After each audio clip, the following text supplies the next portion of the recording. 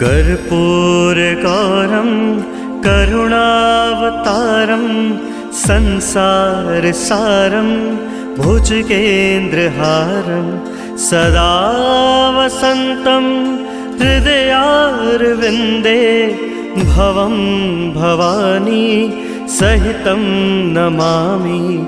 मायाकुण्डलिनी क्रियामधुमती काली कलामालिनी मातङ्गी विजया जया भगवती देवी शिवा शाम्भवी। शक्ति शङ्कर बलभात्रियनयना वाग्वाहिनी मा भैरवी।